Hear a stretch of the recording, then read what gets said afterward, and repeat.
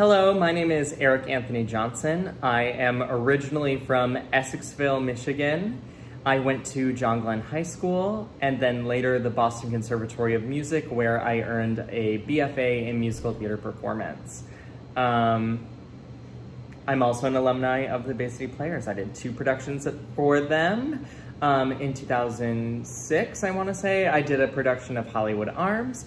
And in the 90s, I did a musical review called In the Mood, which was all like 40s radio, I think. I think that's what it was called. Forgive me if anyone there knows what it was called and I called it the wrong thing. Hi. So I'm going to answer some questions that the Bay City Players provided. Now, these are just my opinion. There's no right or wrong way to do anything, as we all know. So do with it what you will. How do you approach auditions and how do you find them? So in the age of social media, lots of places will post their auditions right on their website or their Facebook page or their social media platforms because they need people. More than that, in a professional setting, there's always audition notices that go to playbill.com, broadwayworld.com, a magazine called Backstage that's also an online publication, lots of different things, the Actors Equity website, lots of places to find auditions near you. What happens at an audition for musicals? So lots of things can happen. You'll always sing, you'll probably dance, unless it's something that requires no dancing, but almost all musicals require some sort of movement where there will be some sort of movement call. What happens at an audition for a straight show? So for a straight show, you'll either be given sides, and sides are just like a scene from the show or a monologue from the show or any sort of material from the show, or they will ask you to prepare a monologue and bring that in. How to prepare for callbacks. Do you prepare new material? So normally when you're called back for a show or a new musical, for instance, when I was called back for Beetlejuice, I received a song that a character they were looking at me to play sung. And so I had to learn that material. So my callback material was new material as well as older dance material that I did at my initial audition for them. So it all depends on what it is. Normally there will be some sort of new material. Also, my dog is sleeping and snoring in the background, so that's what that is if you hear that. Hey, buddy. Nope, asleep. So yeah, that's where we're at on that as far as new material goes. Do you present a new face of yourself?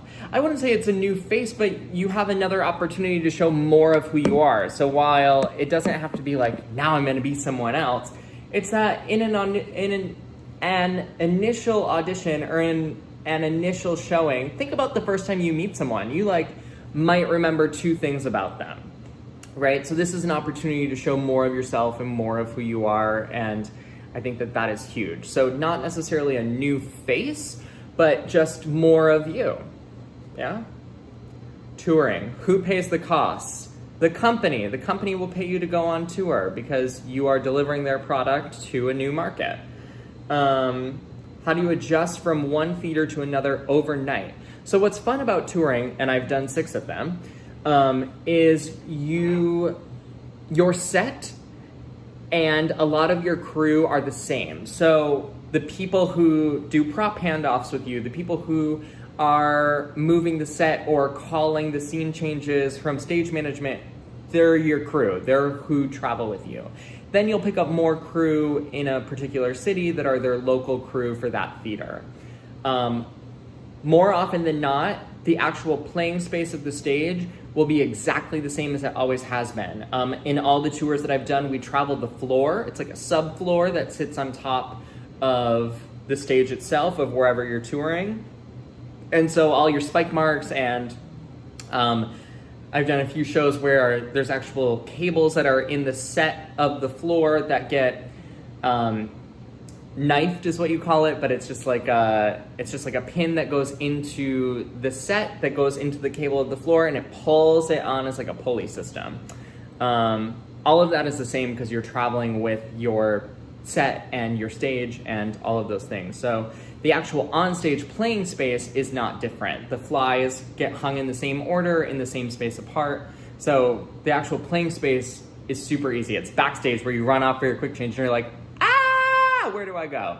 So yeah, that's how it happens. And sometimes it doesn't happen as smoothly as it should, but hopefully we cover well. What's the best part of touring? The best part of touring is that more often than not, someone in every touring performance, an audience member in that particular performance, it will be their first professional show.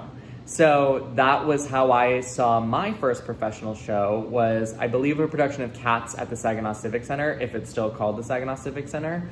And I loved it. I was like, how do I get to do that? So I think being on tour and having the responsibility to tour to new markets and often first-time theater goers, that's huge because I was one of those kids. What is the worst part of touring? The worst part of touring is being away from your friends and family. When you're young and you're just out of college, it's a lot easier to go because you probably have just moved from college, unless you went to college in New York City, to New York to audition for musicals, and then you get one and it's on the road and you can just pack up your en-routed life and go from there and go. But the older you get, and when you have a sleeping dog like I do next to me, and a boyfriend in an apartment that you have in the city, it's harder to leave your home base when you have deeper roots, you know. So I think that's hard. Education. What general education do you think is needed? I don't think you can get enough education. I think that in the arts, we're always taking classes, whether it's acting, whether it's singing, whether it's dance, whether it's playing an instrument. So many shows use instruments now, whether it's rap. I mean, you have things like Hamilton. You can't have enough skills because I think we are in a field where everything's changing. I want us to have the most integrated live performance that we can. So if you have circus skills, great, bring them to that Shakespeare piece. If you have, the ability to like paint and sculpt, how cool would it be if you saw a production where someone was making physical art while making performance art? I don't know. I just think the possibilities are endless. So education will always, always, always be imperative, necessary, and that's what keeps it exciting. Don't settle for what is. Be the next best thing. What special education training would you advise? Any and all. I feel like I kind of covered that. Take a dance class. If you don't dance, take a dance class. And if you do dance, take a dance class that might not be your favorite. Get those skills sharp, and not even just to like show off. The more diverse your skill set is, the more well-rounded, not only performer will you be, but you will gain empathy by going outside of your comfort zone. I think culturally, and I know some of us are very young, but it's never a wrong time to talk about this. Culturally, as a country and as a society, we need a lot more empathy. How do you gain empathy?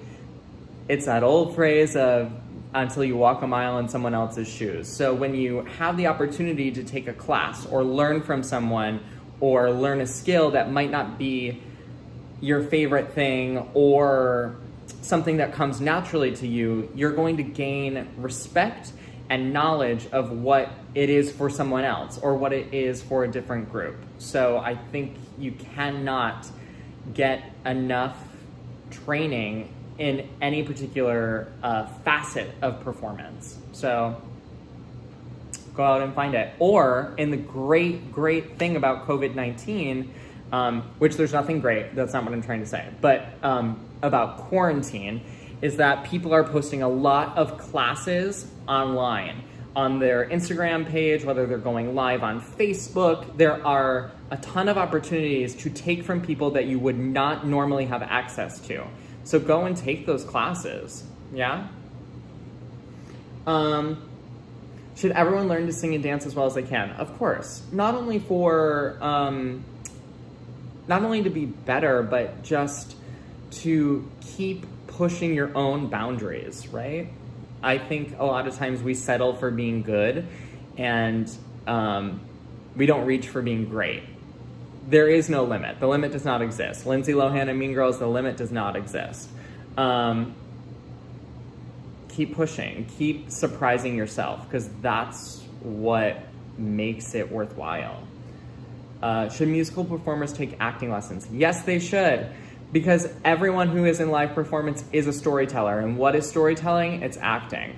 So whether you dance, whether you sing, whether it's a play, whether it is a speech in front of your parents at Thanksgiving at the dinner table, doesn't matter. At some point, we're all committed to telling stories, right? A lot of them are just in our day-to-day lives. For me, a lot of the time, the stories that I'm telling are, with the person at the grocery store trying to connect. Or, we've all been in quarantine. A lot of us are nervous about what the future holds. So it's not necessarily about taking acting lessons to be a false version, but the more time you spend speaking and understanding ideas and how to communicate them, just as a practice through your art, you're going to be better at speaking your mind and being able to have a conversation and being able to participate fully in the world, because you have these social skills that you have kind of piggybacked from your acting into your regular life on how to socially communicate. How do you live in big cities? Roommates, food, travel, living expenses. Living in a big city is a lot. It's expensive. I had roommates when I first moved to the city. I was able to pay for food because I had a job. You take the subway a lot to get around. It's expensive, but it's also doable. It's doable, right? I mean, I was lucky in that when I went to college, I met some friends that I knew I could live with. We found an apartment that made sense for us. It was great. I loved it. I miss my roommates, actually. What's your biggest negative factor personally? The negative factor for me is that I love that I was able to have a childhood. However, I've definitely been in shows where people have been working professionally since they were kids. Now, I'm not saying that is something I necessarily want. I'm very thankful for my path and how I got there. But sometimes when people are achieving something at a certain age, it's hard not to compare, right? We live in this show me culture, and everyone seems to be happier than the next on Instagram, and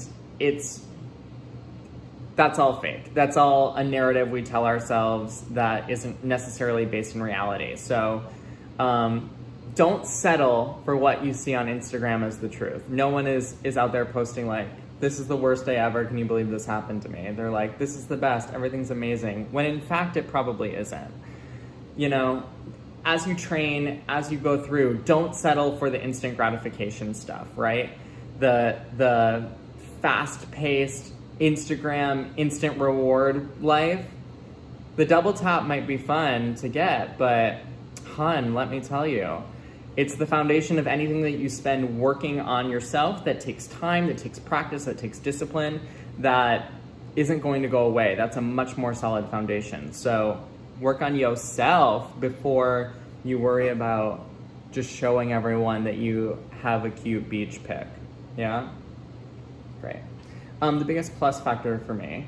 The biggest plus factor is that I get to do what I love to do. I spent so much time in high school at play rehearsal or voice lessons or dance lessons that it was a natural progression for me to go into a college training program and then ultimately work professionally in the arts. I get to do what I love every day. And despite COVID-19 being horrendous and uprooting my life in so many ways,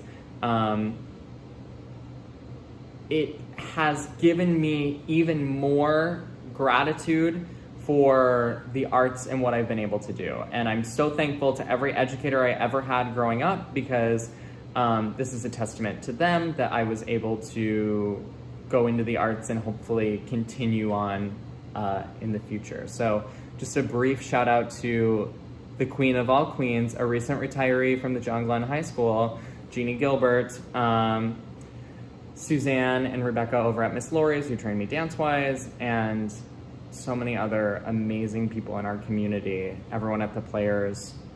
It was a great place to grow up, and I'm so thankful. So, my friends, don't settle for the Instagram life, right? Get out there and work on your skills. You have this time. Most of us are at home. Get online, take a class that you wouldn't normally take, work on yourself, okay? Sending big hugs and all of those things. Have a great day.